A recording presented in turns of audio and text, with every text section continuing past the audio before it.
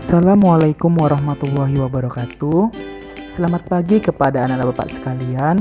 Gimana kabarnya hari ini? Bapak harap semuanya tetap dalam keadaan sehat dan tetap semangat dalam belajar geografi. Karena dengan belajar geografi, anak-anak Bapak akan mengetahui berbagai kehidupan di permukaan bumi. Maka dari itu, yuk semangat belajar geografi. Salam geografi, mari kita jaga bersama kelestarian bumi. Baik kepada anak Bapak sekalian, setelah minggu lalu kita mempelajari materi tentang tenaga endogen yang meliputi tektonisme, vulkanisme, dan seisme, maka pembelajaran minggu ini akan kita lanjutkan di mana kita akan membahas materi baru yaitu tentang tenaga eksogen. Nah, kepada anak-anak Bapak sekalian, di minggu lalu Bapak telah menugaskan kepada anak Bapak sekalian untuk meringkas materi tentang tenaga eksogen ini. Pada buku paketnya, halaman 188 sampai dengan 194. Bapak harap anak-anak Bapak telah mengerjakan tugas yang Bapak minta, serta telah membaca dan memahami materi tentang tenaga eksogen ini. Sehingga pada pertemuan kita di hari ini, Bapak akan menjelaskan secara singkatnya saja materi tentang tenaga eksogen ini yang telah anak-anak Bapak ringkas. Yang nantinya akan kita lanjutkan dengan sesi berdiskusi, saling bertanya satu sama lain untuk memperdalam pemahaman anak-anak Bapak terkait dengan materi tenaga eksogen kita hari ini. Baik, kepada anak Bapak, terlebih dahulu Bapak akan menjelaskan apa itu tenaga eksogen. Jadi kepada anak Bapak, pembentukan muka bumi selain dipengaruhi oleh tenaga dari dalam bumi atau tenaga endogen yang telah kita pelajari di minggu lalu, juga dipengaruhi oleh tenaga yang berasal dari luar bumi. Apa tenaga yang berasal dari luar bumi tersebut? Tenaga yang berasal dari luar bumi tersebut adalah tenaga eksogen. Jadi kepada anak Bapak, tenaga eksogen ini adalah lawan dari tenaga endogen. Jika tenaga endogen berasal dari dalam bumi dan bersifat membangun permukaan bumi, maka tenaga eksogen ini sebaliknya di mana tenaga eksogen ini adalah tenaga yang berasal dari luar permukaan bumi dan bersifat merombak atau merusak bentuk permukaan bumi dari hasil bentukan tenaga endogen tadi. Secara umum, tenaga eksogen berasal dari 3 sumber, yaitu yang pertama atmosfer, berupa perubahan suhu dan angin. Yang kedua air, itu dapat berupa aliran air, siraman hujan, hempasan gelombang laut, gletser, dan sebagainya. Yang ketiga adalah makhluk hidup, berupa jata renik, tumbuh-tumbuhan, hewan, dan manusia. Untuk jenis tenaga eksogen terbagi menjadi 3 jenis, yaitu pelapukan, erosi, dan sedimentasi, di mana setiap jenis dari tenaga eksogen ini nantinya akan kita bahas satu persatu. Di sini, Bapak terlebih dahulu akan menjelaskan salah satu jenis dari tenaga eksogen, yaitu pelapukan. Pelapukan adalah proses alterasi atau proses alam yang mengubah komposisi kimia pada batuan dan fraksinasi atau pemisahan dan perpecahan batuan yang disebabkan karena proses fisik, kimia, dan biologi. Hasil dari pelapukan batuan inilah yang merupakan asal dari adanya batuan sedimen dan asal dari tanah. Jadi induk dari tanah adalah batuan. Adapun yang dimaksud dengan pelapukan batuan adalah proses perombakan batuan menjadi bagian-bagian yang lebih kecil karena faktor sinar matahari, air, gletser, reaksi kimia, dan kegiatan organisme lainnya. Proses pelapukan ini dibedakan menjadi 3 jenis, yaitu ada pelapukan organik, pelapukan fisik, dan pelapukan kimiawi. Jenis pelapukan pertama adalah pelapukan organik atau disebut juga dengan pelapukan biologis. Pelapukan biologis ini adalah pelapukan yang disebabkan oleh organisme melalui aktivitasnya. Seperti apa contohnya? Contohnya seperti tumbuhan lumut yang hidup di atas batuan atau akar tumbuhan yang terselip di antara bebatuan. Lama-kelamaan, ketika si akar membesar, dia akan menembus batuan itu. Alhasil, batuan akan pecah dan mengalami pelapukan. Jenis pelapukan kedua adalah pelapukan fisik atau disebut juga dengan pelapukan mekanik. Pelapukan fisik ini adalah pelapukan di mana terjadi proses perombakan batuan menjadi bagian yang lebih kecil, tetapi tidak mengubah unsur kimia dari batuan tersebut. Adapun faktor yang menyebabkan terjadinya pelapukan fisik ini adalah perubahan suhu secara mendadak atau secara tiba-tiba. Misalnya di siang hari udara sangat panas, sedangkan di malam hari udara sangat dingin, bahkan terjadinya hujan. Hal ini menyebabkan proses pelapukan fisik ini menjadi lebih cepat. Kemudian faktor lainnya seperti pembekuan air menjadi es pada celah batuan, lalu adanya pergerakan air laut, serta gletser. Untuk jenis pelapukan yang ketiga, yaitu pelapukan kimiawi. Pelapukan kimiawi adalah pelapukan yang terjadi akibat reaksi kimia pada batuan, seperti oksidasi, karbonasi, dan dehidrasi atau penguapan. Pelapukan kimiawi selain mengubah bentuk dari batuan tersebut, juga akan mengubah struktur kimianya.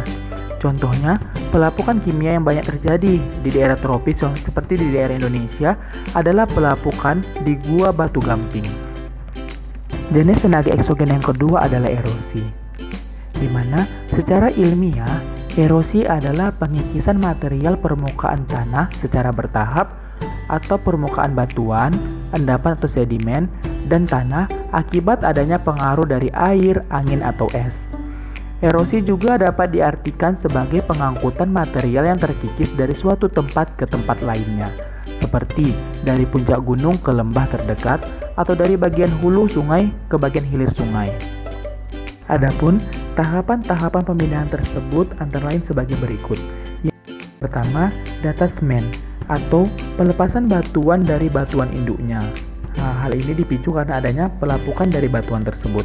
Yang kedua, setelah tadi terjadinya pelepasan batuan dari induknya, maka batuan tersebut akan terlepas dan akan ditransportasikan. Jadi proses yang kedua adalah transportasi, yaitu pemindahan batuan-batuan atau partikel-partikel batuan yang telah melapuk dari suatu tempat ke tempat lainnya.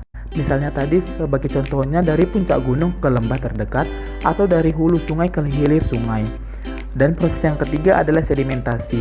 Sedimentasi ini adalah pengendapan batuan-batuan yang tadi melapuk atau terkikis yang nantinya terendapkan misalnya di lembah atau di bagian hilir sungai yang nantinya kemudian akan menjadi batuan baru yang disebut juga dengan batuan sedimen. Kepada anak bapak sekalian, adapun faktor yang mempengaruhi terjadinya erosi dikelompokkan menjadi 4, yaitu iklim, topografi, vegetasi, dan tanah. Di mana faktor pertama adalah iklim. Iklim merupakan kekuatan yang paling berpengaruh dan berdampak pada erosi pada suatu bentang alam atau suatu bentang lahan. Di mana faktor iklim ini yang sangat berpengaruh adalah curah hujan dan suhu. Intensitas curah hujan yang tinggi akan menimbulkan gejala erosi yang lebih besar. Faktor yang kedua adalah topografi. Topografi yang mempengaruhi erosi adalah kemiringan lereng dan panjang lereng, di mana semakin besar kemiringan lereng, maka intensitas erosi juga akan semakin tinggi atau semakin besar. Semakin miring suatu lereng, maka energi kinektik, aliran air yang mengalir akan juga semakin besar, sehingga mempercepat terjadinya erosi. Faktor yang ketiga adalah vegetasi. Vegetasi adalah lapisan pelindung atau penyangga antara atmosfer dan tanah. Vegetasi dapat memperlambat dampak dari suatu erosi, di mana akar tanaman melekat pada partikel tanah dan batuan, mencegah transportasi selama hujan ataupun adanya angin. Yang keempat adalah faktor tanah, di mana faktor tanah ini merupakan aktivitas tektonik membentuk lanskap tanah itu sendiri, sehingga mempengaruhi dampak erosi pada suatu daerah. Adapun berdasarkan zat pengikisannya, erosi dapat dibedakan menjadi 4 macam, yaitu erosi air, erosi angin, erosi gelombang laut atau abrasi, serta erosi es atau glasial. Yang pertama, erosi air. Erosi air dipengaruhi oleh gerakan air. Gerakan air, baik yang ada di permukaan tanah maupun dalam tanah, dapat menyebabkan terjadinya erosi, di mana semakin cepat gerakan air, maka akan semakin cepat juga proses terkikisnya batuan atau proses terkikisnya tanah, sehingga mempercepat proses terjadinya erosi. Yang kedua adalah erosi angin. Erosi angin biasanya terjadi di wilayah gurun yang memiliki iklim kering. Pada wilayah ini seringkali badai terjadi atau badai pasir terjadi di daerah gurun sehingga menyebabkan terkikisnya batuan yang dilewatinya. Yang ketiga, erosi gelombang laut atau abrasi. Abrasi adalah pengikisan batuan oleh gelombang laut. Material-material yang terkikis akan dibawa ke tempat lain di sekitarnya atau ke arah laut. Abrasi dapat terjadi karena faktor-faktor seperti kekerasan batuan. Yang meliputi jenis batuan yang tahan terhadap erosi adalah batuan yang keras. Yang kedua adalah gelombang laut. Yang ketiga kedalaman laut. Serta yang keempat adalah jumlah material kerikil dan pasir yang dibawa oleh gelombang laut. Kemudian erosi glasial. Gletser yang terdapat di wilayah kutub atau di puncak pegunungan yang tinggi dapat menyebabkan pengikisan batuan. Erosi yang disebabkan gletser disebut erosi glasial. Ciri khas bentang alam yang dibentuk oleh erosi glasial ini yaitu terdapatnya alur-alur pada batuan yang sejajar dengan atau dilalui oleh gletser. Kemudian kepada anak Bapak, adapun tahapan-tahapan erosi yang disebabkan oleh air terbagi menjadi 6, yaitu erosi percikan, erosi kulit atau lembar, erosi alur, erosi parit, erosi tebing sungai, serta yang terakhir sekali adalah tanah longsor. Erosi percikan adalah proses terkelupasnya partikel-partikel tanah bagian atas yang biasanya disebabkan oleh percikan-percikan air hujan. Erosi yang kedua adalah erosi kulit atau lembar. Erosi kulit atau lembar adalah pengikisan lapisan tipis pada permukaan tanah paling atas yang disebabkan oleh kombinasi antara air hujan dengan air larian atau runoff. Erosi yang ketiga yaitu erosi alur. Erosi alur ini adalah pergerakan atau pengangkutan partikel-partikel tanah oleh aliran air yang mengalir dari permukaan tanah yang berkonsentrasi pada alur tertentu.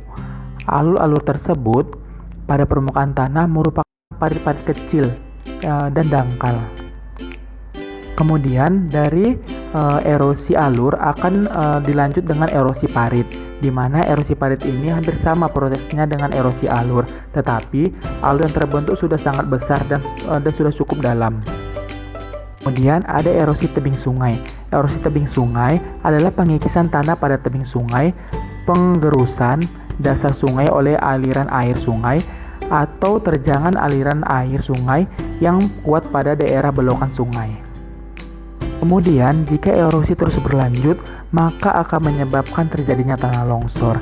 Tanah longsor adalah bentuk erosi di mana pengangkutan atau gerakan tanah terjadi bersamaan dalam volume yang relatif lebih besar.